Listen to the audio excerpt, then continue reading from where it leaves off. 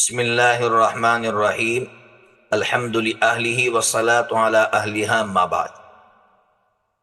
بہت سے لوگ زکوٰۃ کس طرح نکالے اس معاملے میں بہت زیادہ کنفیوز ہوتے ہیں۔ دیکھیے، زکوٰۃ نکالنے کا طریقہ بہت آسان ہے۔ مشکل کہاں سے آتی ہے کہ ہم لوگ زکوٰۃ کا حساب کرنے کے لیے کوئی ایک تاریخ فکس نہیں کرتے ہیں، کوئی ایک ڈیٹ فکس نہیں کرتے ہیں کہ مجھے ہر سال مثال کے طور پر پہلی رمضان کو بیٹھ کر حساب کرنا ہے۔ تو اب بہت آسان ہو گیا ہے، پہلے رمضان کو بیٹھیے، آپ دیکھیے آپ کے پاس کتنا بیلنس ہے۔ پیسہ آپ کے پاس ایک دن پہلے آیا ہے، بلکہ آپ کا جو حساب کا دن ہے اس سے ایک گھنٹہ پہلے آیا ہے، اس کو بھی شمار کرنا ہے، اس کی بھی زکوٰۃ نکالنا ہے۔ اور اگر دوسری تاریخ کو آپ کے پاس بڑی رقم آئی تو اس کو زکوٰۃ میں شمار نہیں کرنا ہے، یعنی اس کی زکوٰۃ نہیں نکالنا ہے۔ اتنا آسان ہے کہ اگر آپ تاریخ فکس کر لیں گے تو اس سے پہلے، چاہے آدھا گھنٹہ پہلے چاہے ایک گھنٹہ پہلے کوئی مال آیا ہو یا پیسہ آیا ہو، اس کی زکوٰۃ نکالنا ہے۔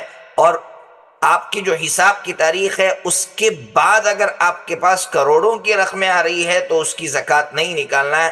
اتنا آسان طریقہ ہے، اگر اس کو اپنا لیا جائے تو ہر مسلمان کے لیے آسانی ہو جائے گی۔ اس لیے مسلمانوں سے خاص طور پر درخواست کروں گا کہ مسلمان اپنے مال کی صحیح طریقے پر زکوٰۃ نکالیں، ایک جگہ جمع کی جائے، نوجوان اس کے لیے تیار ہوں کہ ہر محلے کی زکوٰۃ ایک جگہ جمع ہو، اور محلے میں کتنے لوگ اس لائق ہیں کہ ان کو زکوٰۃ دی جائے، کون بیمار ہے کہ اس کا علاج کیا جائے، کون سا ایسا بچہ ہے جس کی فیس بھری جائے۔ یہ ایک نظام چلانے کی ضرورت ہے۔